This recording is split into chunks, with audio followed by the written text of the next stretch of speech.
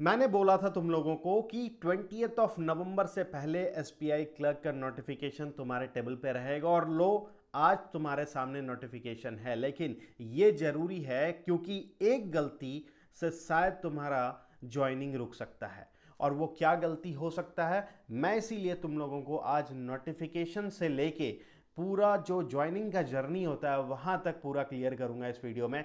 और ये सब कुछ आपके बस और बस नोटिफिकेशन में छुपा होता है, इसीलिए मैं पूरा पॉइंट टू पॉइंट नोटिफिकेशन आपके सामने एनालिसिस करूंगा, उसको पूरा निचोड़ आपके सामने रख दूंगा ताकि एक गलती आपसे ना हो आपके फॉर्म फिलिंग से लेके आपके फाइनल सिलेक्शन तक का प्रोसीजर। और ये चीज मैं आपको स्क्रीन पे बताऊंगा ताकि सामने नोटिफिकेशन रहे और सामने हर कुछ मैं आपका एक्सप्लेन कर रहा हूं। और इसके लिए हम लोग डायरेक्टली चलते हैं स्क्रीन पे माय डियर फ्रेंड्स।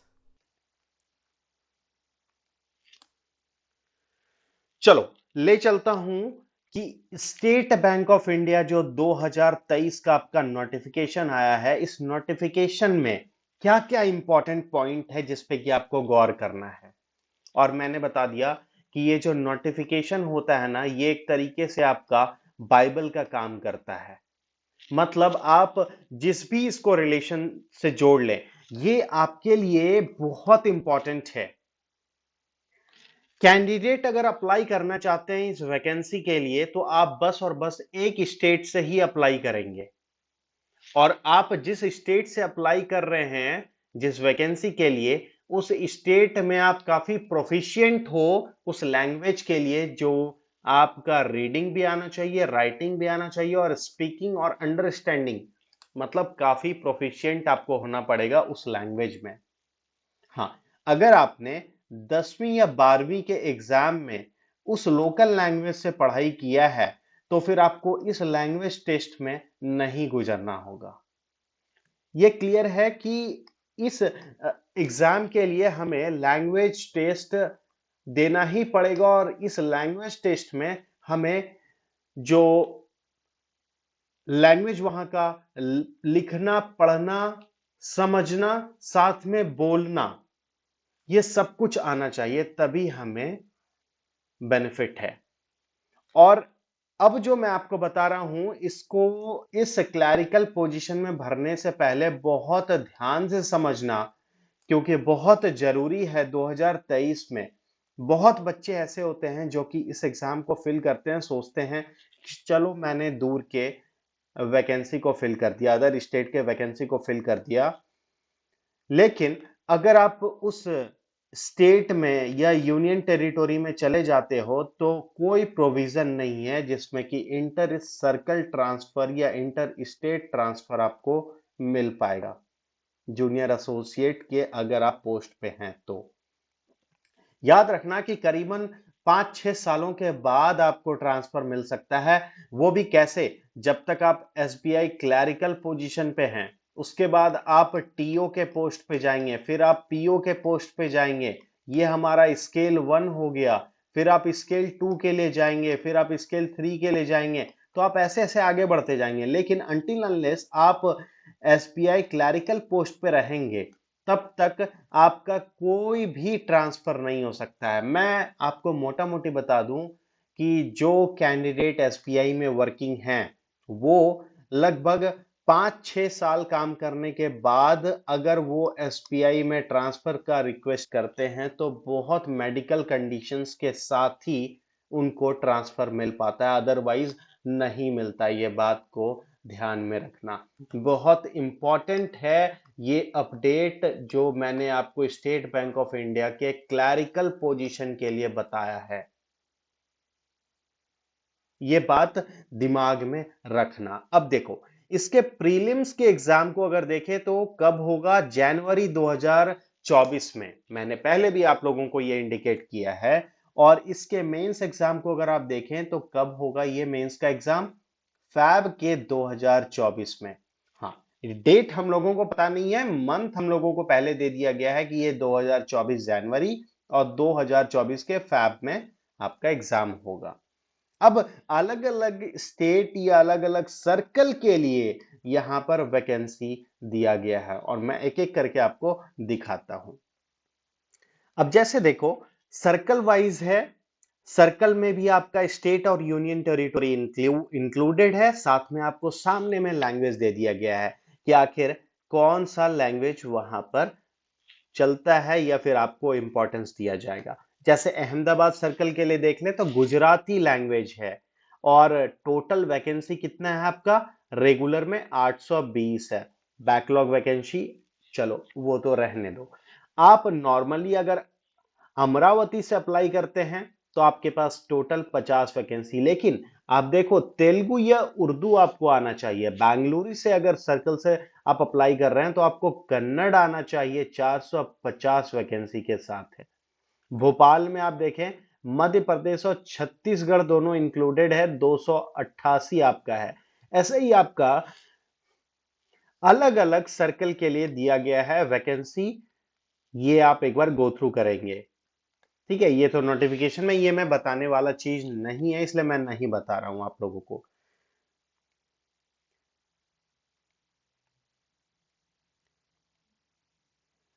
अब देखो, कुछ और पॉइंट पे डिस्कस करते हैं कि अगर आप कोई भी फॉर्म, जब आप फॉर्म फिल कर रहे हो और कोई एक लैंग्वेज आपने ऑप्ट करा है, तो आप उस एप्लीकेशन में बस और बस एक ही लैंग्वेज को ऑप्ट कर सकते हो।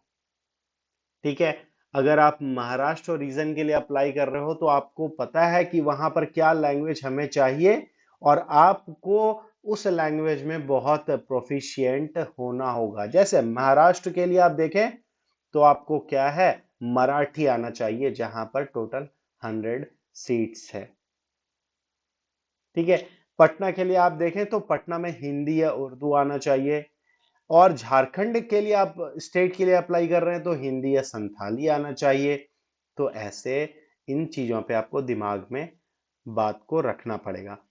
आप अगर इस फॉर्म को अप्लाई कर रहे हैं तो एसबीआई के पास ये राइट है कि वो कभी भी उस वैकेंसी को घटा या बढ़ा सकता है। बहुत बार ये रिपीटेशन है कि there is no provision for the inter circle या ट्रांसफर इस जूनियर एसोसिएट के पोस्ट पे। अब देखो, एक और इंपॉर्टेंट पॉइंट मैं बता दूं, जैसे हम लोग एसबीआई के अप्रेंटिक्स की बात करते हैं, रिसेंटली हम लोगों ने कुछ दिन पहले देखा था कि एसबीआई में अप्रेंटिक्स का भी वैकेंसी आया था। अगर आप ट्रेंड अप्रेंटिक्स हैं तो देखो, ट्रेंड अप्रेंटिक्स के लिए यहां पर क्या बेनिफिट है, रिलैक्सेशन मिलेगा आपको एज में। अगर आपने अपना अप्रेंटिक्स का डिग्री 31/10/2023 से कंप्लीट कर लिया है तो ठीक है, ये बेनिफिट है। अगर आप अप्रेंटिक्स के अगर आपने अप्रेंटिक्स का अपना पूरा कंप्लीट कर दिया है तो आपको एज में रिलैक्सेशन मिलेगा। तो मैंने बोला भी था कि अप्रेंटिक्स वालों को कहीं ना कहीं एसबीआई वेटेज देगा। देखो, एक वेटेज और मैं आपको बता देता हूं।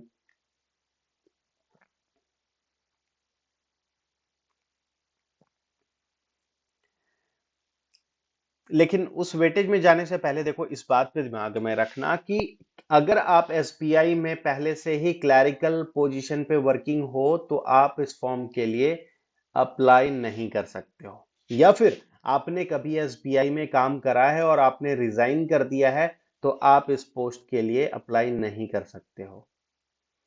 अगर आप कहीं किसी भी तरीके से डिफॉल्टर हो रीपेमेंट के लिए, कहीं किसी एनबीएफसी से आपने लोन लिया या किसी बैंक से लोन लिया है, तो आप अगर उसका आउटस्टैंडिंग जो है वो क्लियर कर चुके हो तो ही आप इसको अप्लाई करना। अदरवाइज अभी तो प्रॉब्लम नहीं होगा, लेकिन जब आपका सिलेक्शन का टाइम आएगा तो ये प्रॉब्लम आपको करेगा।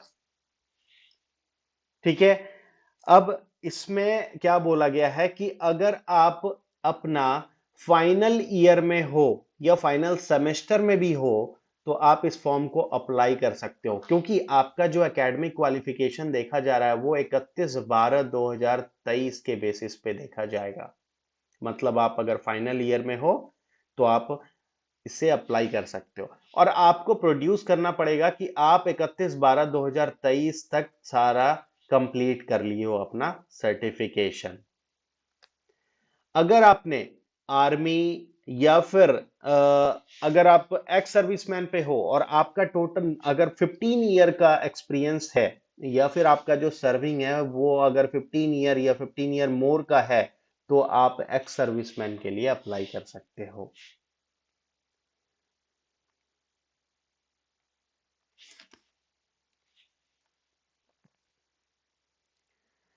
एज लिमिट जो बताया गया है वो एज लिमिट है आपका एज ऑन 1/4/2023, जो मैं आपको दिखा दूं ताकि आपको आगे दिक्कत ना हो। देखो, इसके सिलेक्शन प्रोसीजर पे थोड़ा सा बात करते हैं। इसके सिलेक्शन प्रोसीजर में हम लोग ये बात करेंगे कि ऑल और मेंस का एग्जाम होगा, और उसके बाद फिर लोकल लैंग्वेज का एग्जाम होगा, जिसमें प्रीलिम्स का एग्जाम 100 मार्क्स का है। सेक्शन वाइज आपका इंग्लिश, न्यूमेरिकल एबिलिटी, रीजनिंग, ये 30 में न्यूमेरिकल एबिलिटी और रीजनिंग 35-35। इस एग्जाम में कोई सेक्शनल कट ऑफ नहीं रहेगा आपका, ठीक है। और जो प्रीलिम्स का एग्जाम होगा उसमें अप्रोक्सीमेटली आपका 10 टाइम्स कैंडिडेट को बुलाया जाएगा। किसके लिए? मेंस के एग्जाम के लिए। तो लगभग 10 टाइम्स बुलाया जाएगा, ये क्लियर हो गया है। अब मेंस में जब आप आते हो तो मेंस के एग्जाम में आपको general awareness, general English, quantitative aptitude,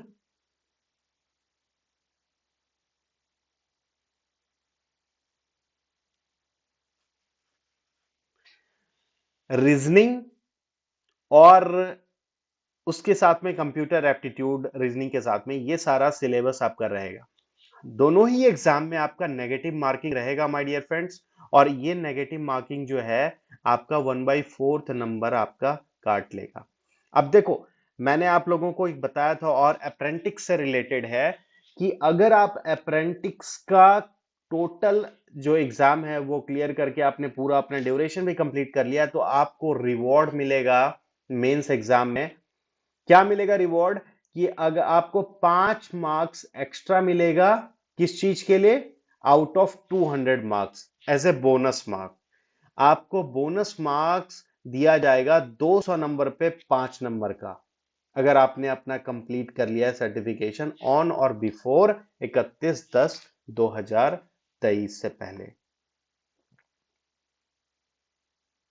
language के लिए मैंने बता दिया है कि आप देख लीजिएगा कि कहां पर क्या हमें लैंग्वेज चाहिए, और उसके बाद ही अप्लाई कीजिएगा।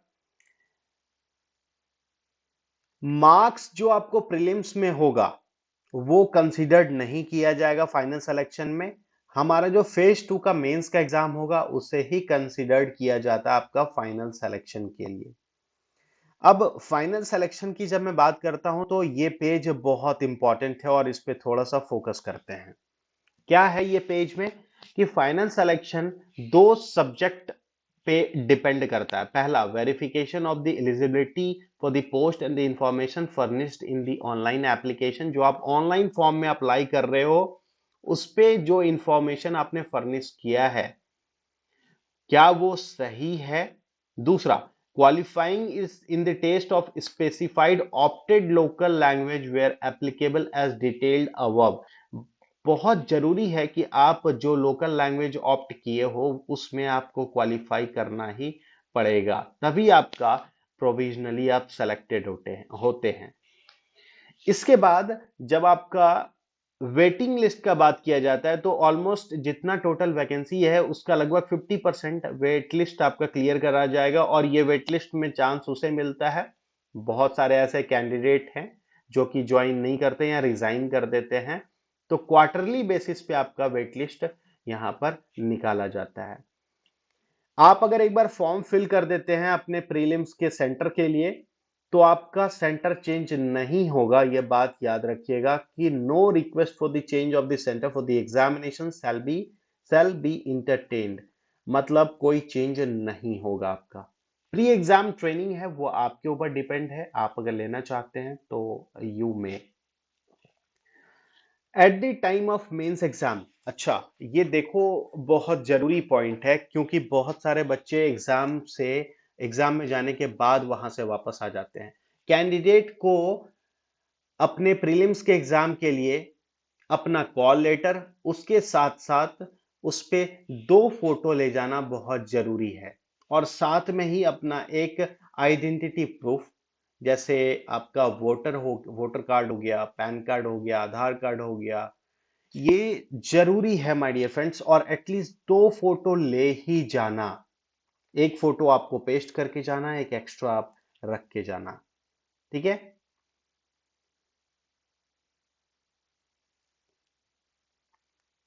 अच्छा, कॉल लेटर जो आपका प्रीलिम्स का आएगा, ठीक है, वो जो आप प्रीलिम्स के एग्जाम में अपियर होने जाते हैं और जो आपका ऑथेंटिकेट किया जाएगा एग्जामिनेशन सेंटर पर, उसको बहुत संभाल के रखना।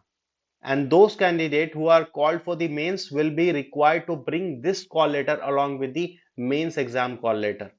बहुत जरूरी है, बहुत कोई ये चीज नहीं रखते हैं। Candidate need to bring 2 additional photographs same as pasted by the candidate on the call letter along with the call letter and the other document as per the information provided in the booklet या फिर call letter. जो additional photograph है वो लेके ही जाना। अगर candidate without photograph report करता है अपने सेंटर पे, तो उसे एग्जाम के लिए अलाउ नहीं किया जाएगा। ठीक है।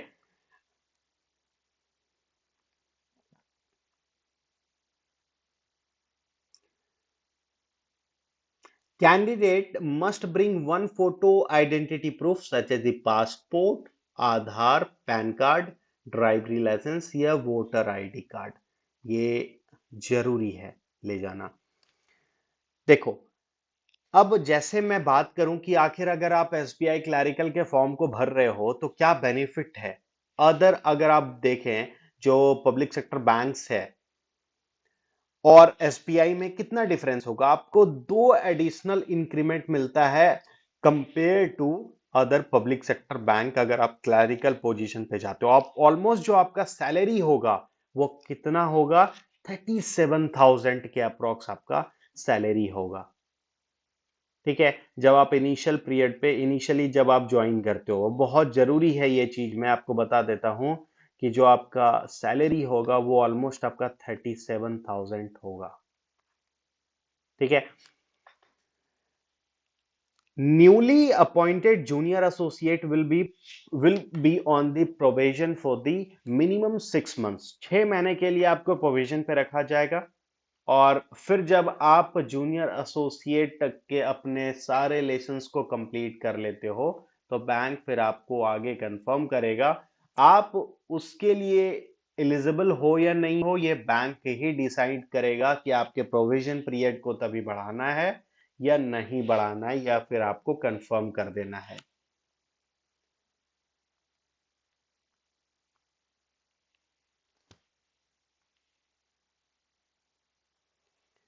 एक दो और गाइडलाइंस है, जैसे कि अपने लेफ्ट हैंड थंब इंप्रेशन और हैंड रिटन डिक्लेरेशन जो है, और अपना एसबीआई का जो अप्रेंटिस का सर्टिफिकेट है, इसका स्कैन्ड कॉपी आपको रख लेना है पहले ही, क्योंकि वो फॉर्म फिलिंग के टाइम पे जरूरत होगा।